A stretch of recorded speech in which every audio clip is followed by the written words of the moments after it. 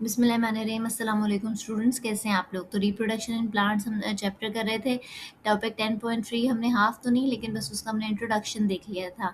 तो आज हम इसको डिटेल में डिस्कस करेंगे। वीडियो आपकी ये लंबी होगी और ये टॉपिक आपका लॉन्ग क्वेश्चन और शॉर्ट क्वेश्चन दोनों के हवाले से इंपॉर्टेंट है। तो हम स्टार्ट करेंगे। सबसे पहले हम देखेंगे लाइफ साइकिल के स्टेजेस। एंजियोस्पर्म जो है वो जनरेशन की ऑल्ट्रेशन शो करता है, जहाँ पे दो मेन फेजेस ऑकर होते हैं। जो विजिबल फ्लावरिंग प्लांट है वो स्पोरोफाइट जनरेशन है। फ्लावर के अंदर स्पोर्स प्रोड्यूस होते हैं। ये स्पोर्स टाइनी मेल और फीमेल गैमेट्स बनाते हैं। ये जो गैमेटोफाइट्स हैं ये गैमेट्स बनाते हैं और फर्टिलाइजेशन के दौरान ये गैमेट्स फ्यूज होकर एक जाइगोट बनाते हैं।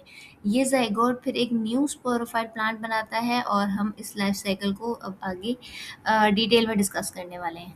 सही। सबसे पहले हम देखेंगे कि फीमेल गैमेटोफाइट की डेवलपमेंट कैसे होती है। एंजियोस्पर्म के अंदर ovule as a microsporangium act करता है।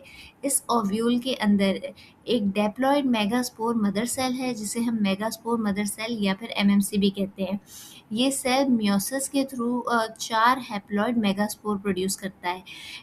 इन 4 मेगास्पोर में से सिर्फ एक फंक्शनल होता है, बाकी 3 डीजेनरेट हो जाते हैं। और ये जो फंक्शनल मेगास्पोर है ये 3 माइटोटिक डिवीजन के थ्रू 8 हैप्लॉयड न्यूक्लियर बनाता है।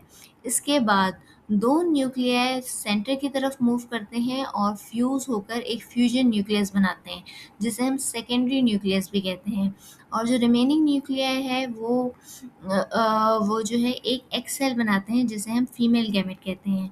जो फाइनल स्ट्रक्चर फॉर्म होता है उसे हम एम्ब्रियो सेक या फीमेल गैमेटोफाइट कहते हैं। ये एक 7 सेल स्ट्रक्चर है, जिसमें एक एक्स सेल है, एक सेंट्रल सेल है। सेंट्रल सेल में फ्यूजन न्यूक्लियस हैं, 2 साइनरगेट्स हैं, 3 एंटीपोडल सेल्स हैं और ये साइनरगेट्स और antipodal cells non functional supporting sales हैं। सही। ये फीमेल गैमेटोफाइट था। अब हम देखेंगे मेल गैमेटोफाइट की डेवलपमेंट। जो फ्लावर के अंदर एंथर है वो एज अ माइक्रोस्पोरेंजियम एक्ट करता है। एंथर के अंदर डेप्लॉयड माइक्रोस्पोर मदर सेल होती हैं और ये माइक्रोस्पोर मदर सेल मियोसिस के थ्रू 4 हैप्लॉयड माइक्रोस्पोर बनाती है। हर स्पोर जो है वो माइटोसिस के थ्रू 2 सेल माइक्रोपोलन ग्रेन बनाता है। जो लार्जर सेल है वो वेजिटेटिव और ट्यूब सेल कहलाता है, जबकि जो स्मॉलर सेल है वो जेनरेटिव सेल कहलाता है।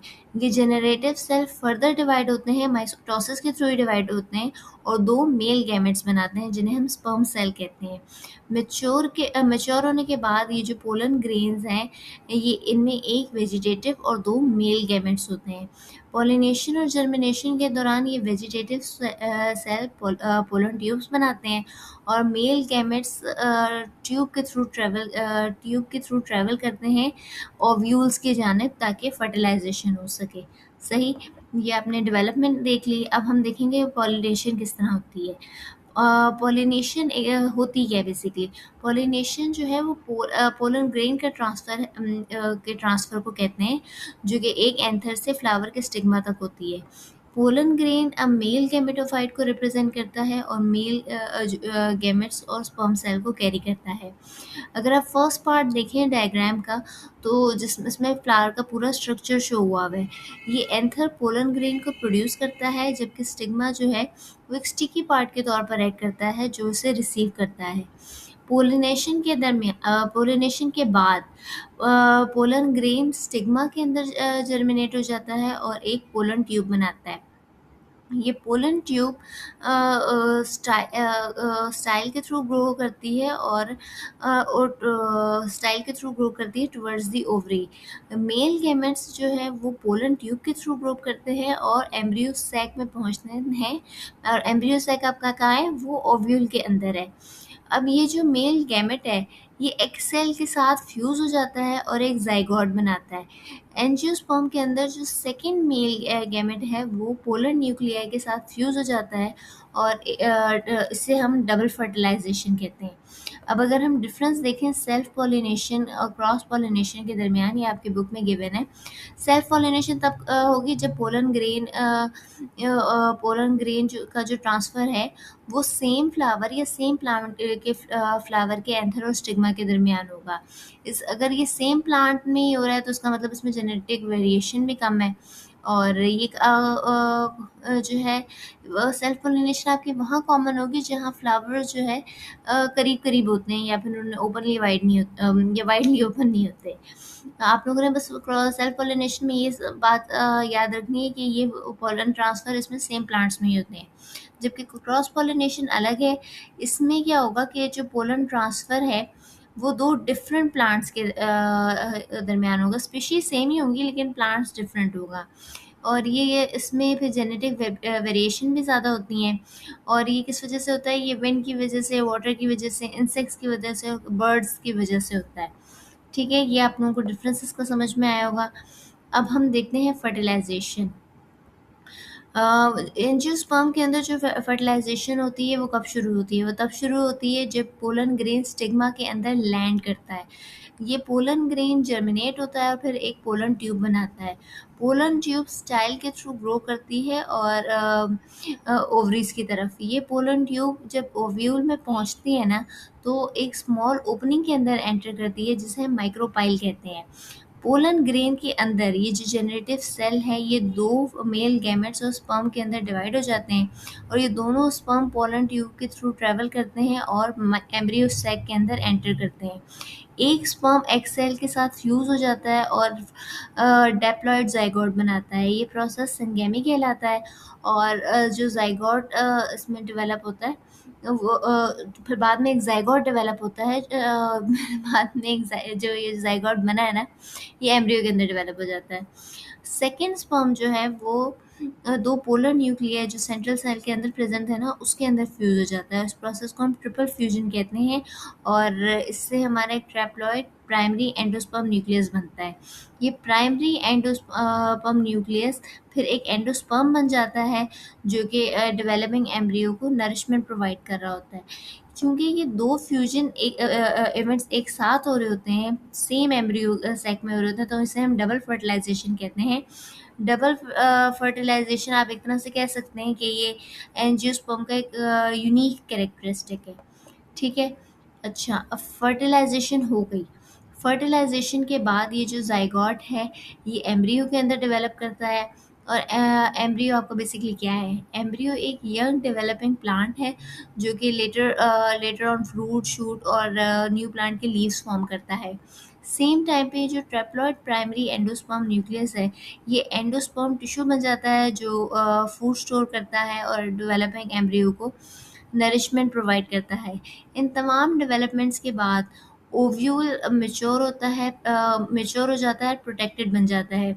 ये मैच्योर ओव्यूल को हम सीड कहते हैं, जबकि ओव्यूल जो है वो ओव्यूल जो है वो फ्रूट बन जाता है, और ये फ्रूट सीड को प्रोटेक्शन देता है और उसके डिस्पर्सल में भी हेल्प करता है। ठीक है, अच्छा, अब क्या होता है जब आपका सीड मैच्योर हो गया है? जब सीड आपका मैच्योर हो गया है ना, तो वो उसके अंदर क्या है, एक लिविंग एम्ब्रियो है जो जिसने फूड स्टोर की हुई है। अब अगर कोई अनफेवरेबल कंडीशन आ गई, जैसे लैक ऑफ वाटर है, ऑक्सीजन है या टेम्परेचर सूटेबल नहीं है, तो ये सीड आपका डॉर्मेंट हो जाता है, यानी कि ग्रो नहीं करता है। इस डॉर्मेंसी हेल्प करती है कि सीड को इन तमाम जो है ना हार्श एनवायरमेंटल कंडीशन में सर्वाइव कर सके। जैसे फिर फेवरेबल कंडीशन आई हैं, जैसे तो सीड ने वाटर एब्जॉर्ब किया, जर्मिनेशन स्टार्ट की। अब ये एम्ब्रियो ने जो है डेवलप होना स्टार्ट किया एक सीडलिंग के अंदर, और इसकी रूट्स और शूट्स बन गई, और आहिस्ता आहिस्ता जो है ये सीडलिंग एक न्यू प्लांट बन जाएगा और एक न्यू जनरेशन स्टार्ट करेगा। सही, तो अब आपको समझ आया कि सीडलिंग जब हो जाती है, ग्रो हो जाती है, तब क्या होती है? पार्थेनोकार्पी। इसके लिए मैंने अलग स्लाइड बनाई है ताकि थोड़ा आप लोगों को क्लियर हो जाए। कुछ प्लांट्स में क्या होता है कि ओवरी डायरेक्ट फ्रूट में डेवलप हो जाती है, उसके अंदर कोई फर्टिलाइजेशन नहीं होती है। क्योंकि कोई फर्टिलाइजेशन नहीं हुई है तो सीड भी फॉर्म नहीं हुआ फ्रूट के अंदर, तो उस प्रोसेस को हम पार्थेनोकार्पी कहते हैं। और ये पार्थेनोकार्पी के रिजल्ट में सीडलेस फ्रूट्स बनते हैं, जैसे कि बनाना हो गए, ये ग्रेप की सीडलेस वैरायटी हो गई। सही, तो स्टूडेंट्स आपकी प्रोसेस थोड़ा सा ये था लंबा, लेकिन फिर भी मैंने इसको कोशिश की है कि आप लोगों को जितनी अच्छी तरीके से समझा सकूँ समझाऊँ। कुछ डिफरेंसेस पूछे मैं आपके शॉर्ट क्वेश्चंस में। मैंने अभी मेल गैमेटोफाइट और फीमेल गैमेटोफाइट चूज़ किया है कि इसमें आपको मेन डिफरेंस पता लग जाए। अगर आप इसकी लोकेशन देखें मेल गैमेटोफाइट की, तो ये एंथर स्टेमन के पोलन सैक के अंदर होता है। और अगर फीमेल गैमेटोफाइट देखें तो ये ओव्यूल के अंदर होता है, ओवरी के अंदर होता है, ओवरी के अंदर जो ओव्यूल होता है उसमें होता है। अच्छा, ये माइक्रोस्पोर बनता है, पोलन ग्रेन मदर सेल बनती है, और ये मेगास्पोर बनती है, ये फंक्शनल मेगास्पोर बनती है। माइक्रोस्पोर स्पोर माइटोटिक डिवीजन के थ्रू एक मेच्योर पोलन ग्रैन बनाता है, जबकि मेगास्पोर माइटोटिक डिवीजन के थ्रू एक एम्ब्रियो सेक बनाता है। स्ट्रक्चर्स का आप लोगों को क्लियर है। अच्छा, इसके अंदर जो सेल प्रेजेंट है वो एक वेजिटेटिव सेल, ट्यूब सेल और 2 मेल गैमेट्स प्रेजेंट है। इसके अंदर एक एग सेल, 2 साइनर्गिड्स, 3 एंटीपोडल और एक central cell with 2 polar nuclear present है। अच्छा, ये 2 मेल गैमेट्स बनाता है, ये एक एग सेल यानी कि फीमेल गैमेट बनाते हैं। अच्छा, ये क्या करता है कि ये मेल गैमेट्स को एम्ब्रियो सैक के अंदर डिलीवर करता है फॉर फर्टिलाइजेशन। ये एक्सेल को इसने होल्ड किया होता है, और ये एंडोस्पर्म के डेवलपमेंट के लिए और फर्टिलाइजेशन की साइट के तौर पर एक्ट करती है। ठीक है, साइज अगर देखें तो उसका स्मॉल है, उसका लार्जर है, और ये पोलन ग्रेन के अंदर ऑकर होता है, और ये ओव्यूल के एम्ब्रियो सैक के अंदर जो है वो ऑकर होता है। अच्छा, अगर आप लोगों की अंडरस्टैंडिंग डेवलप हुई है तो इन क्वेश्चंस का आंसर आप लोग कमेंट सेक्शन में करेंगे, और अगर आप लोगों की अंडरस्टैंडिंग ज़्यादा डेवलप हुई है तो उस वीडियो को शेयर करें, लाइक करें, मेहनत करते रहें। अल्लाह ताला आपको हामी और नासिर, और चैनल को सब्सक्राइब कर लो यार।